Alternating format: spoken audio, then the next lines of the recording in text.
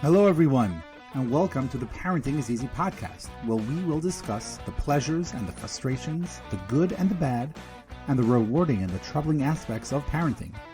I am your host, Hananya Abraham, and I'm a psychotherapist that specializes in working with teenagers, young adults, and parents with a specific niche, and assisting with communication within the family dynamics.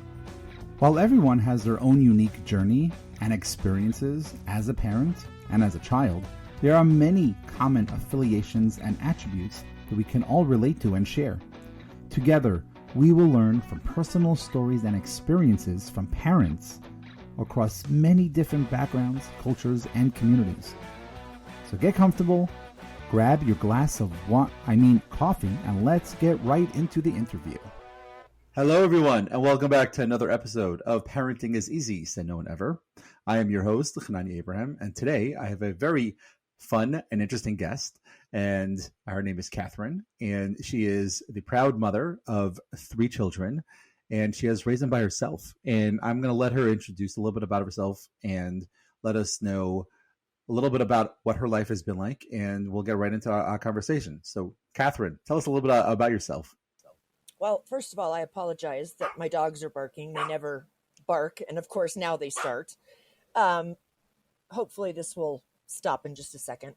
But I have been a single mom of 3 kids for the last 30 years. I raised them completely on my own with no child support, no help. My husband decided he was gay, and then I found out he was molesting my kids. So that was the end of that. So ever since then, I did it completely on my own. 2 of my kids, my oldest and my youngest, have mental illness. My oldest was diagnosed with ADHD and bipolar when he was 3. And because of subsequent drug use, was also diagnosed with schizophrenia. And my youngest was diagnosed with borderline personality. And we think that she also has some bipolar traits, and she has ADHD. So it was really chaotic around my house for many years. My middle son was never diagnosed with anything, never saw any mental illness traits in him. But it was a wild ride around my house for a good 20 years. Since then, they've all grown up and moved out, and I've opened my own business, and thanks to my daughter's help. And now I am living my life with my 2 little dogs and putting out fires when they call me and need me to put out fires. It doesn't end when they move out. Oh no. I'm happy you said that, because I do want to get to that. There's so much to unpack, Katherine, with everything you just said. How old are your kids now? My kids now are 30, which we never thought my oldest son would make it to 30, but he did. He's 30, 27, and my daughter's 23. Amazing. So yeah, you mentioned you're starting a business through the help of your daughter. What's that been like? Tell us a little bit about the business, and also how has your relationship with your daughter been impacted by opening a business with her assistance? Well, I'll tell you, it's not really with her assistance. I was a mixed media artist for about 25 years, and that allowed me to stay home with my kids. And at the beginning of the pandemic, my daughter called me in tears. Mom, I lost my job because of the pandemic. What am I going to do? And I said, you know what? Come on over and let's make soap. I need to get rid of this soap equipment in my kitchen, and I'd like to get my kitchen back. And she said, okay. And I said, we'll figure out what you're going to do. No, don't worry. So she came over and we made soap for 4 or 5 days, and we had the best time. We had such a good time together. It was real bonding time. The problem was we made so much soap, we ran out of people to give it to. We gave it to neighbors and family and friends, and we had no one else to give more soap to. So it sounds like a lot of it was more taking her mind off of what she was going through, and you being mom, and that's how you were able to start this business? That was the original idea, because she said, Mom, we're having such a good time. Let's turn this into a business. And I said, Rebecca, that's a great idea. I would love nothing more than to work with you. So she went home to tie up some loose ends, and I got busy incorporating the business and making business cards and everything you need to do to start a new business. And keep in mind, I had never started a new business before. I knew nothing about small business ownership at all. And neither did she at 19. She knew nothing either. And she came back, I think it was 3.5 days later, and said, you know, Mom, I chickened out. I got a job. And I said, you did what? Are you kidding me? Here I've spent all this money getting us ready to start this business, and you got a job. So Wow. I came to a fork where was I going to just flush all this money that I started this new business with and go back to being a mixed media artist? Or was I going to go forward and keep this business going? And she said, you know, don't worry, Mom. If you do the business, I'll help you. You know, we'll keep making soap together, but I've got to work full time to make my car payment and my this and that and the other. And I said, okay, as long as you'll help me. The child has not made a bar of soap since opening the business. So I want to take that example of how you've been using your relationship with your daughter to do certain things for yourself, and curious what was it like having two kids with mental health issues that you've had to work constantly with. And I'm sure it wasn't just on yourself, with yourself and with them, but there are other people involved in their care and mental health professionals or other health practitioners. What was that like, and what type of burden did that take on you? It was a huge burden. And, you know, that's why my business fits in so well to what I do now, because we were constantly at therapy appointments. We did family therapy appointments. I would listen to the therapists, and then my mother and the school would call social services on me because they were saying that I was being neglectful when all I was doing was following what the therapists had told me. For example, my son refused to wear, we live in Denver, and my son would refuse to wear a coat when it was snowing. And the therapist said, natural consequences. Don't fight him about wearing the coat. That ruins everyone's morning. Let him go to school without a coat, and he'll realize he needs to wear a coat the next time it snows. Well, I would send him to school without a coat, and the school would call social services on me and say that I was neglecting my son. So there was a real push and pull going on with all of these people who thought that they were being helpful, but really were just kind of extra chefs in the kitchen that didn't need Oh yeah. to help us. Wow. So So what was that like? Just having, obviously any kitchen that has too many chefs doesn't produce the best food. So, and there you are trying to do so many things for all three of your kids at the same time. What was that like, having so many people putting their opinions, their ideas, their power, and really impeding on your job and your love of taking care of your kids? it was really difficult because then as a parent, we all know that kids don't come with instructions. Hmm. I had no idea what I was doing. So I had no idea, even worse, about how to raise kids with mental illness. Right. And so I would try to listen to the therapists, and then everybody at the school would tell me that I was doing something wrong and that I wasn't living up to what I needed to do. And then I would try to listen to the people at the school, and then I would catch it from the therapists. So I felt like I was in this constant battle between the therapy people and the school people. And then I have my mother in the mix telling me that no matter what I do, it's all She's wrong. doing mom So things, right? yes, she is. So I didn't know what to do. And finally I decided I'm just going to listen to the therapy people. And because we were there for at least 1 hour per kid a week. Plus we were there for another probably hour and a half for family therapy a week. And Wow. that didn't count when we would go through psych hospitalizations and the extra therapy that you get when those come up. All right. So we had a So lot you're of talking therapy about an average, it sounds like over here, of over 4 hours of therapy a week, at per least. week. Yes. And that's not even counting too what the kids were getting, because of course the school, all of my kids had an Sure. IEP. Well, my two kids had an IEP. And that would count, plus they had the school psychologist weighing in on things. So the kids had another hour of psychology at school. Wow. So the kids were therapied out. Wow. They got a lot of And, therapy. and and is it fair to say that mom was therapied also? Mom was very therapied out. And But at the that's, same time, this is also therapy for other people. What were you doing for yourself, and how were you getting through all this? well, and that's just it, is that I was hanging on by a fingernail. I didn't know. It was horrible. And my kids would do these things, especially my oldest son, would do these things that were completely out of left field that I had no idea how to deal with, and I would talk to other Can you parents. give me an example of something? He would go to school and tell the other kids that I was a drug dealer and that I was making him sell drugs for me, and that because he wouldn't sell my drugs, I stabbed him in the leg. That was one thing that we went Mhm. through. Wow. And social services, of course, gets involved because they want to see if he has a wound on his leg. And I'm talking to other parents, and other parents are like, we've never had that problem with our Sally. And I'm like, well, I'm having this problem constantly. Or even when Wow. he was little, going back to when he was just a toddler, people would say, put him in timeout and just leave him there for a little while. And he would climb the fence. He'd climb he'd open the door. People would tell me to put a lock on the outside of the door so he couldn't open it. Didn't matter. He'd pull the door off. It was just so far, so extreme compared to what other parents seemed to be going through that I couldn't relate to what other parents were talking about.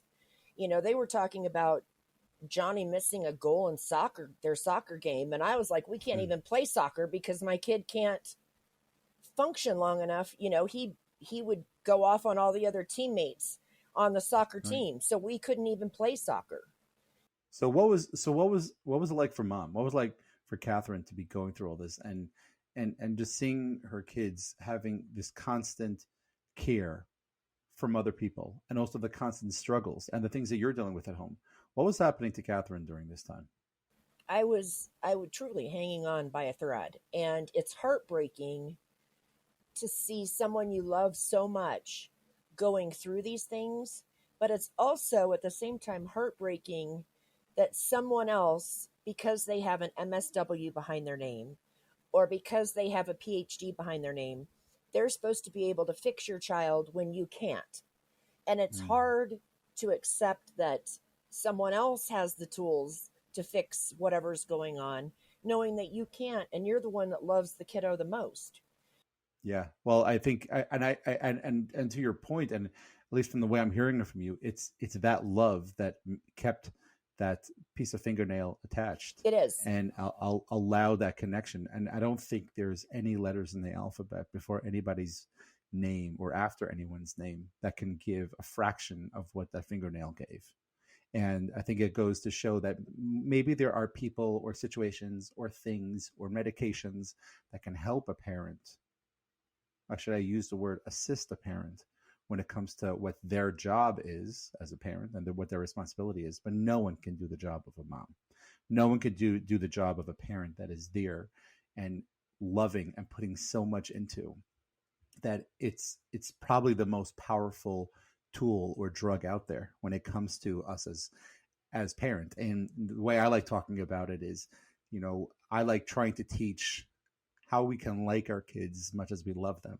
But I don't think that love ever goes away. Sometimes the liking could be a little bit hard, but we want to be able to work on taking that love and just exploiting the hell out of it and putting it onto our kids constantly. Now, that's not everything. I don't think love is everything when it comes to us as parents. And there's going to be a struggle always, whether it's looking for the shoe, beating up the kid on the soccer field, or missing a therapy session, whatever it is. There's always going to be situations that are going to frustrate us. But I think as long as we are able to focus and find those things that we're able to hold on to, and we're able to bring in with and to ourselves regarding our relationship to our children, that's what holds us together.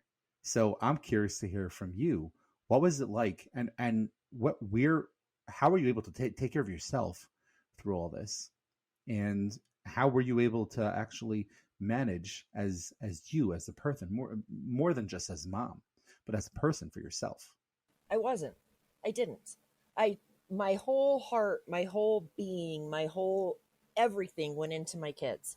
If it wasn't about my kids, I it didn't exist, because I already felt bad because dad wasn't in the picture. I already felt bad because we couldn't financially compete with the very affluent neighborhood that we live in. I already felt bad about all these things. I already felt bad that they had mental illness. I blamed myself for all of these things. Mm. And that's why it's so interesting that I had this light bulb moment, and it didn't happen until after I started my company. Um, it has And your become, kids are already adults at this my point. kids are already adults. I went on a date because my oldest son would not allow me to date at all. He would make sure that he ruined whatever relationship I was trying to start. He would get in the middle of and ruin it. Just flat out of the gate, would not allow me to date. And Wow. and that sounds so backwards, because he shouldn't have had that choice, but he was so persistent, I'll say, in his ways, that it was impossible for me to date. And I finally went on a date when they were all grown and gone, and the guy asked me, "What do you like to do?" And I could have told him for hours what my kids like to do and everything that they like to do, but I had no idea what I like to do. No idea, because I Mm. didn't have time for that for 20 years. Mm. You were too distracted by all the responsibilities that you had to take care of yourself. Exactly, because it is a lot. It's a double time job taking care of two kids with mental illness. It really is. And I had no partner to bounce things off of. It was, Right. I had no one. Right. You were on call like more often than a 7-Eleven has to be open. You're so right. You're so right. Because we did do the night terrors. We did do the bedwetting. We did do, and I'm talking about bedwetting at like 12 years old. We did all of Mm. that stuff. And it didn't dawn on me until that conversation with that man and a little afterward, that my company is so important to me, because it teaches you that self-care is so important. And had I practiced some self-care when my kids were growing up, maybe I would have had a clue about who I was, and maybe I would have been a better parent, because I wouldn't have been so tunneled in on what everything that they needed. And I would have been a separate person in addition to being Evan, Alex, and Becca's mom. I would have been Katherine. And what a concept. But that never dawned on me the entire time they were growing up. It took all of my energy and all of my focus to get what they needed and do what the therapists were recommending. And then we turn around and the art therapist would recommend something else. And we turn around and this therapist would recommend. So I was just trying to constantly institute what therapists wanted us to do, and I don't want to say that my kids' lives were totally full of therapy, because they still played, they still did all of that stuff. But there was a lot of therapy going on, and mom was really trying to enforce what the therapists wanted done, Right. even though we would go back to therapy the next week and nothing had changed. Wow. So it was really hard. I'm sure.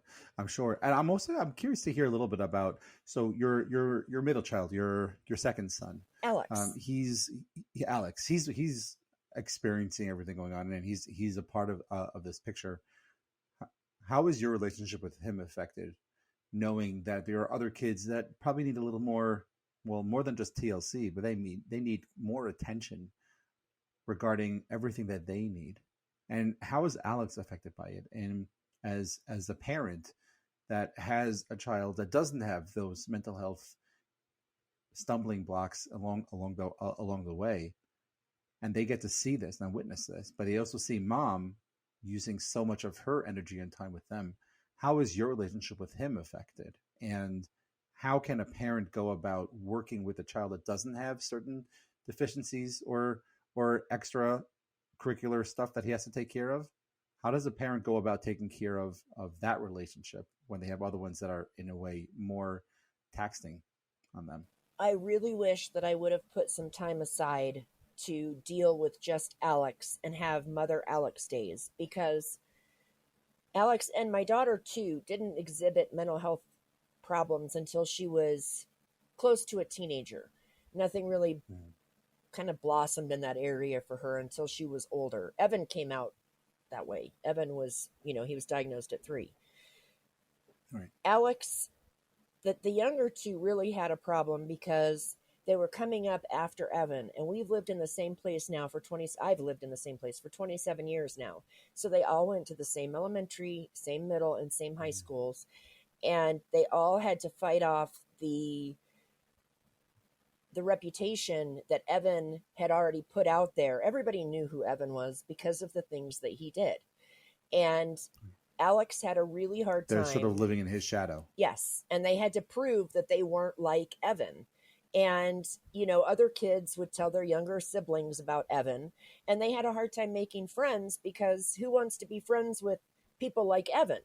And so it was really hard for Alex to break through and show that he wasn't like that. And his brother. Yeah. And both of them got really lost in translation, kind of, because as they got older and as Rebecca started showing signs of mental illness, that's when Evan developed a heroin problem and was in and out of jail. And I was constantly using our money to bail him out, or he was stealing our family money and we wouldn't have money for groceries. And Alex and Becca had to live with that. And I will tell you that Alex has made a decision as an adult about 6 months ago. He has cut his whole family off. He doesn't speak to any of us. I have my ideas why, but he does struggle with some PTSD, and he has just made the decision that he doesn't want to talk to any of us. And I have to respect that from him. I know that growing up was not ideal for him. I'm sure that he was tired of being drugged from, therapy to the jail to having to go visit Evan in prison to, I'm sure that he got sick of it. And I'm sure that played a big part in why he quit talking to all of us. But I can't. So what's it like for you talking about that now and knowing where your son is? What's coming up for you now? It's really hard. Alex, I probably shouldn't say this, but Alex is one of my favorite people in the whole universe.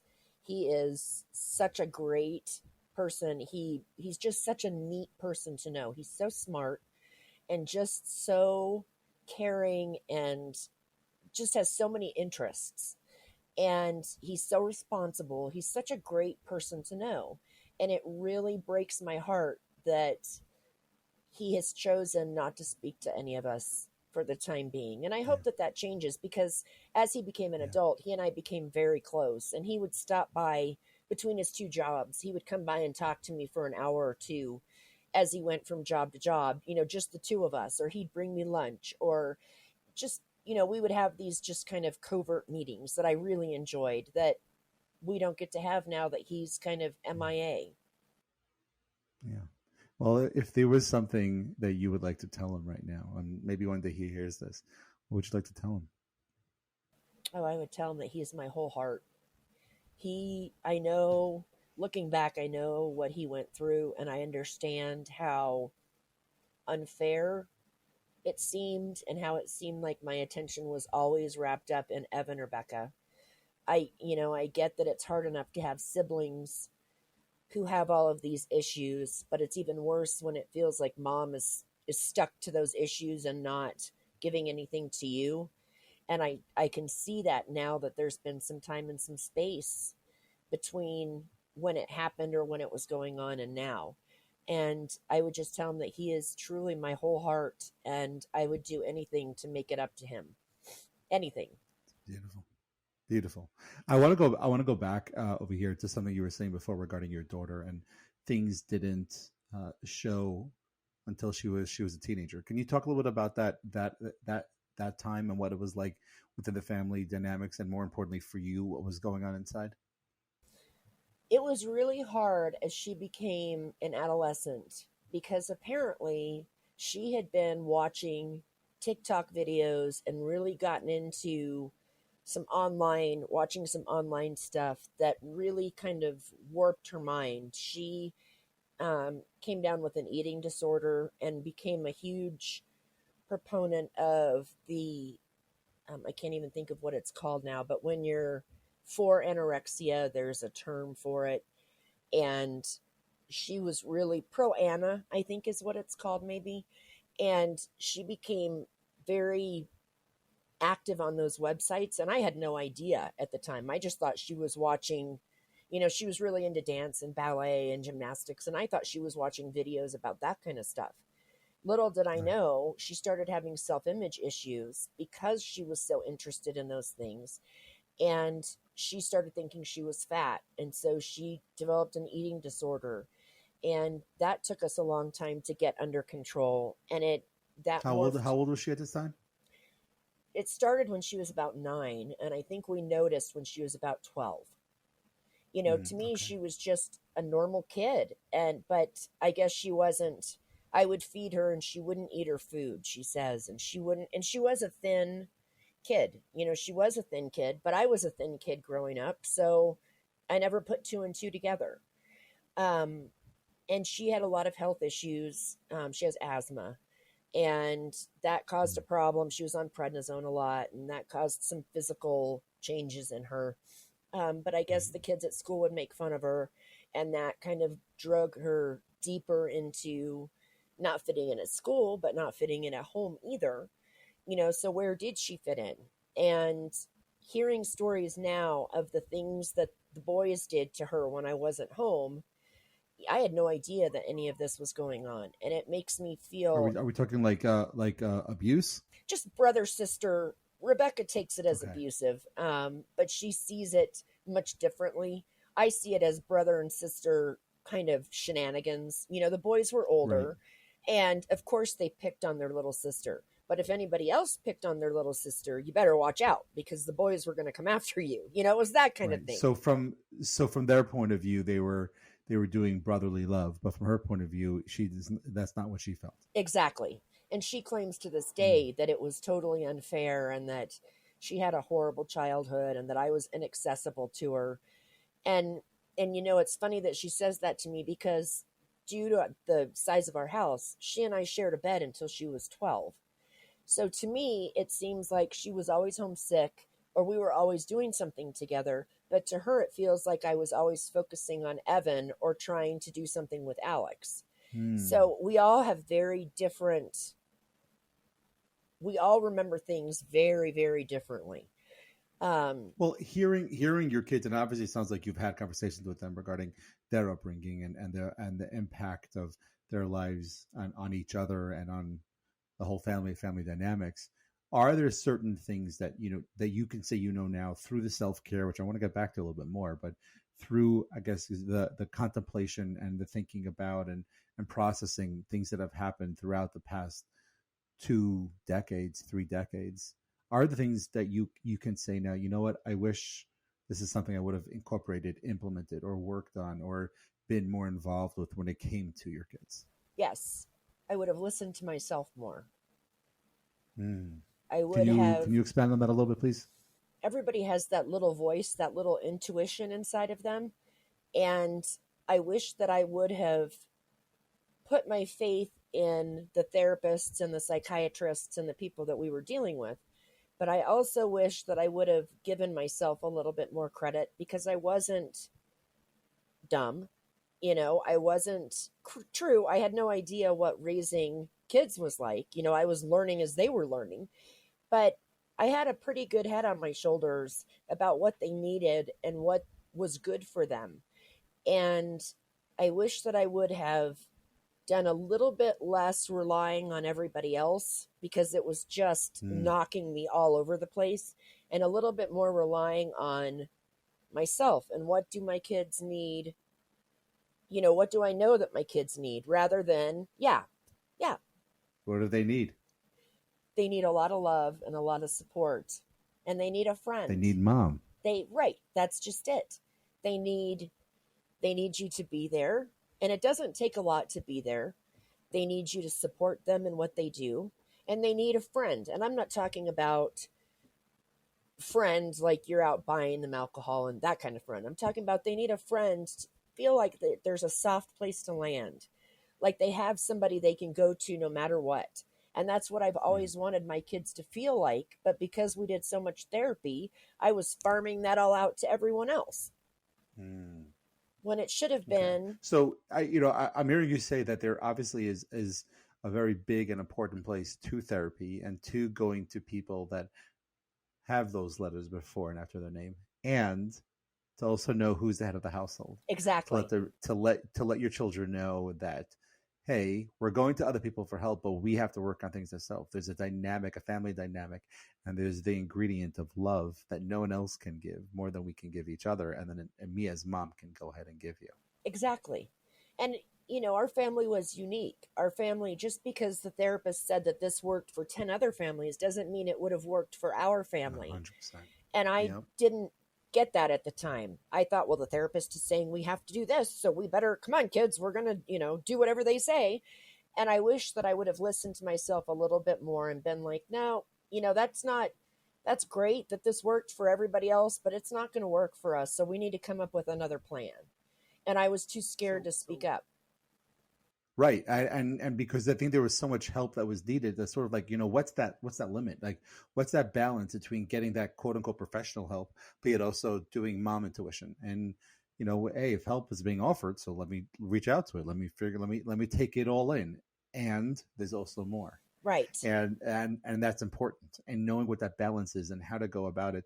I think that's something that no matter if your kids are 3, 10, 33 or 50, Doesn't it's matter. always the balance, and it's always going to be there for us as parents. So I want to go back to what you were saying regarding that self-care, and how that's something that, even though it's funny, as a therapist myself, I found those words very cliche, sort of like the and how does it make you feel type words, but at the same time, I look at the words of self-care as a very, very important part of what parents need, and how important that is to what it is that we do in that 7-Eleven style availability and need that we have to be there for our kids.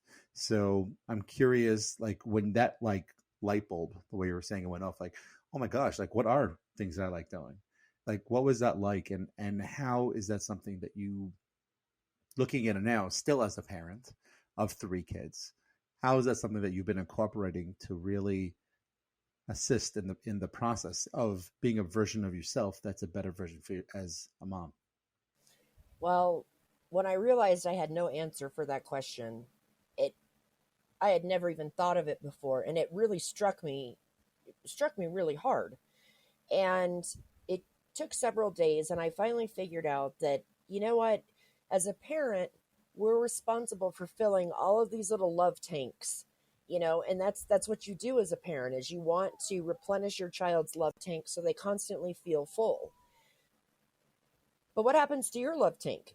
If your love tank is Mm, not being replenished, how can you keep giving to all these other love tanks? You can't. If yours is never being right. filled, it's impossible to keep doing that. And I think that's why I was so on edge when my kids were growing up, and I felt so drained and overwhelmed all the time because I didn't have anybody replenishing my tank. I heard all these things from my mother that I needed to do, but I have never yet once ever heard her say, you're a good mom. I've never heard that. So, and that's a whole other deal. But Yeah, when you don't sounds like it. hear that, yeah. But when you don't hear that from anybody, you really doubt yourself. So, as I was thinking about this question from this guy, and it was dawning on me that self care, had I practiced some self care as my kids were growing up, I'm not talking about you need to take a week long spa vacation, every year. I'm not talking about, Even though that would be nice, but yeah. wouldn't it though? But I couldn't afford it, and I didn't have the time. Who was going to take my 3, I call them children, childebeests, because who was going to take my childebeests while I was gone? No one. No one was signing up for that gig. So Right. I didn't have that option. And had I just had 15 minutes a week of doing something special for myself, Hmm. whether that was a face mask, or I had a nice bar of soap to look forward to, or something Hmm. that was mine that I could, the kids understood that when mom does this, leave her alone, the Calgon moment, kind of, you know, and it could have been that I put the face mask on and I still had to run around chasing kids, or I still had to do whatever. At least I was doing something for myself. And I never did that when they were growing up. And I think that's why my company is so important to me now, because I try to provide those things for other women and men who feel like they've just been run over by a truck by life, and need something quick and relatively inexpensive to help pick themselves back up and move on. And it sounds so silly, a bar of soap, but it really can make a difference. It really does make a big difference. For sure. For sure. Can you share with us that website, please? I can. It's sergeantbubbles.com. Okay. And we will put that in the show notes. Awesome. So it's named after our deceased dog. Oh, okay. There Rebecca came up with the name, Sergeant Bubbles. Okay. So I want to go back to Rebecca for my last question over here as we sort of wind down over here. You talked about the self-harm, and that was something that is obviously had a big impact both on you and on the family dynamics, and things starting out with eating disorders as a young teenager. Can you talk a little bit more about that regarding what the role of a parent is when it comes to seeing what your child is going through and the suffering a child is going through internally, and then hearing about the cutting? As a parent, what are some things that you can look back at and say, these are some lessons and some advice that I would give to others? I had no idea that she was cutting for quite a while because she made sure that she wore long sleeves and long pants. And I remember the day that I caught her coming out of the shower with just a towel on. And I thought my heart was going to come out of my body because she was cut from wrist to elbow. She had hundreds of cuts. And I was so upset and didn't know what to show her. I didn't know whether to be angry. I didn't know whether to be concerned. I didn't know what to be. I just knew that this was wrong. And how was I going to get my baby out of this? And I actually had a therapist tell me that that's just the way that teen girls deal with issues these days, that's just the normal. Wait a second. So you had someone that had what we were talking about before, those letters before or after their name. Yes. And then they're telling you that your daughter cutting herself is normal behavior. She'll grow out of it. Yeah, that's what I was told. And the problem is, I have never heard of such a messed up therapist in my life. That's what the therapist told me. Wow. And the problem is Rebecca still cuts to this day. And that was when she was about 13 and she's 23 now. And will still cut when things get out of control for her. It's a horrible thing. And that's one of the things that I'm talking about. When I got that advice, I wanted to throttle the therapist that said that to me because I knew that wasn't the case. And that's where I'm talking about. You have to listen more to yourself because I knew that wasn't right. I knew that it was not okay for her to do that. I knew that I was a former paramedic, and several times I couldn't get the bleeding stopped wherever she would cut, and we'd have to go to the hospital and get her stitched or stapled up. And I knew that was not normal. I knew that a child should not be in that much pain. I knew that that's not how they should express their pain. I knew the whole thing was wrong. And asking Rebecca now, Rebecca tells me that there's not a lot that I could have done, that I would sit and try to talk to her, but that the feelings inside of her would just become so overwhelming. She had to do something to release the pain. But I don't have a good answer at this point what to do. I know that I would sit and try to talk with her. I removed all the razor blades from the house, but kids find ways to get razor blades. They find different things they can cut with. And I removed everything possibly sharp that I could. And that included our kitchen knives. They were locked up for a while. And it is the most heartbreaking thing that you can go through as a parent. And all I can say is to be there for your child, just to be there.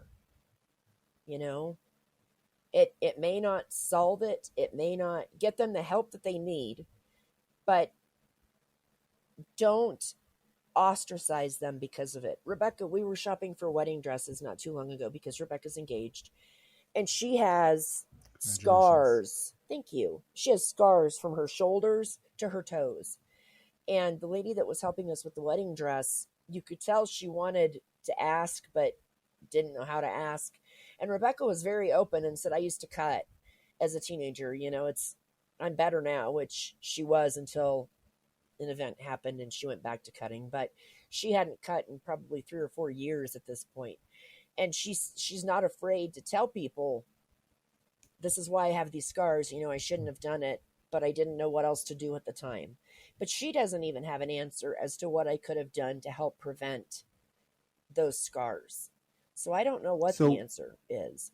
knowing what you know now and hearing the experience from some of your kids, being able to process certain events and situations that have happened over the years, what would you tell a parent of a 13-year-old child that's cutting?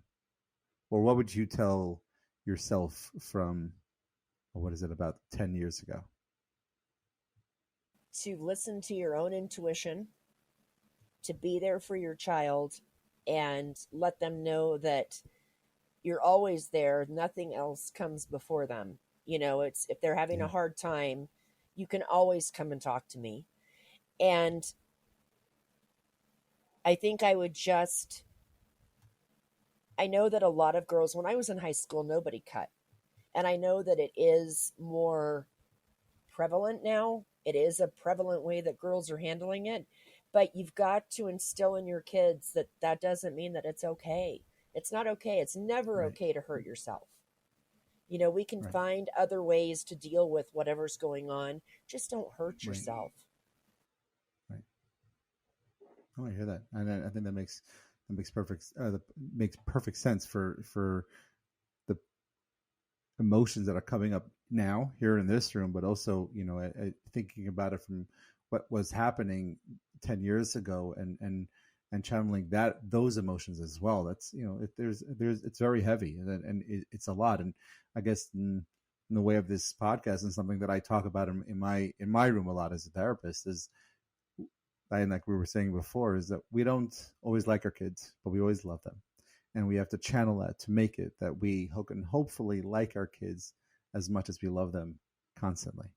And I think that's the message that I'm hearing from you. So it's goes full circle from where we started today, to sort of see the importance of love. And letters before after a name mean nothing when it comes to mom, and it comes to what she's able to give over to her kids, which sounds like you have been and it will continue. And whether it's through this business or through connecting or reconnecting with children that we might not be speaking to right now, but I think something that's constantly there. So that's for sure something that I've taken out of today. But I'm curious from you, from your point of view, or from where, for what we've been talking about. And I have 2 or 3 more rapid fire questions for you. But how would you sort of summarize in like a sentence or two what we talked about today, and what you were able to take out, and the message that you would like to give over to others from today? Well, one thing I want to say really quick is that I've always told my kids that I may not like you, but I will always love you, and that will never change.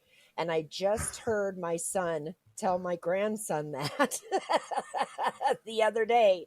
So he told my grandson, I don't like what you're doing, but I love you. And I thought, I wonder where he's heard that before. Oh, where did that from? Yeah. Yeah. But, no one else can take your place. No one, it seems like you're replaced with friends or a favorite teacher, or a favorite coach, or no one else will ever take mom or dad's place. And don't underestimate the amount of power that you have in your child's life, because you have a lot of power in their life. And Oh, yeah. rely on your intuition. And I will tell you that we have gone rounds. My kids and I have, there are things that I could tell you that would knock your socks off, but I like all of them.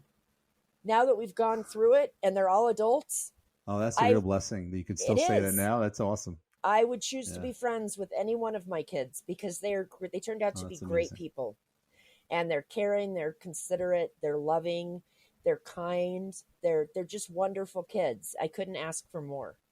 They're responsible. Okay, so on that note over here, as we're sort of Yes. finishing up, is there an embarrassing or hilarious moment that comes to mind as a parent that happened with one of your kids? You don't have to say which one, but Oh in my like a sentence gosh. or two, an embarrassing or hilarious moment that you could remember off the top of your head as a parent.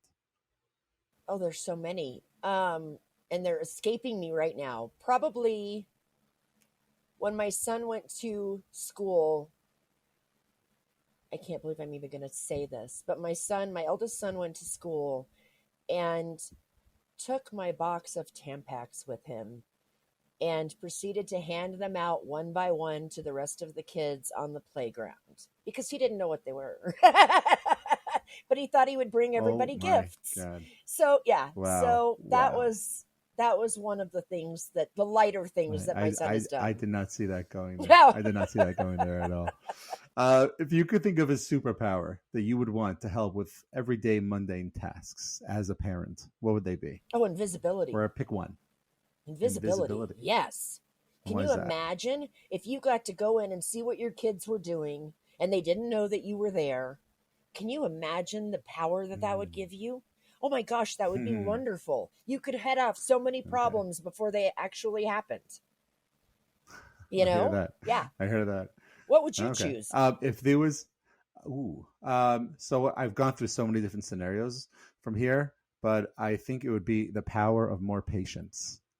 Oh, that's a good one. Being able to just be in the moment without getting too emotional in all my situations that I deal with my kids. So that's probably the one I would choose. And yeah, and I think I'm confident in my answer there. That's a good answer. So, thank you. My last question for you: if there could be someone that you could think of in the past 100 years, non-family member, that you would like to have lunch with, who would that be? Probably someone like Abraham Lincoln, because I would like to. A little more than 100 years from now, but I'll I guess that is take more that as than an 100 answer years. because I'm a big fan of him, and I read up on him a lot. So I'll let you slide that as an answer over here. Okay, so, good. This has been amazing. I learned a lot, and I really appreciate it. And hopefully, these messages will be resonating by many people. But one more time for us, what is the name of the website? It's sergeantbubbles.com. And if there's anything that if one of your listeners is going through what I've been through and is really stuck and doesn't know what to do and just needs a sounding board, I'm more than happy if they contact me because I've been through it. Believe me, I've been through it. I have the t-shirt and I am more than happy to be I'm not a therapist, but I'm more than happy to be a sounding board for someone who's going through it and doesn't know what to do.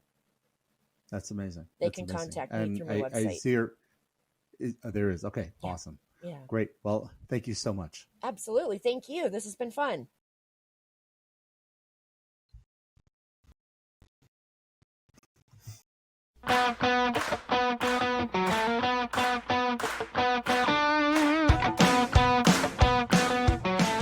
Hey again. I hope you were able to learn as much as I did today. Thank you so much for staying to the end and listening to the entire interview. Please feel free to leave a comment wherever you listen to this podcast. All comments will be read weekly, and we appreciate all feedback and ideas. If you have an idea for a guest or a specific topic, please feel free to share. Additionally, you can contact us at parentingiseasypodcast@gmail.com. Again, that's parentingiseasypodcast@gmail.com. Thank you for joining today, and remember, parenting is a journey. Don't forget to enjoy it. The goal is to be a little better today than yesterday, and hopefully better tomorrow than we were today.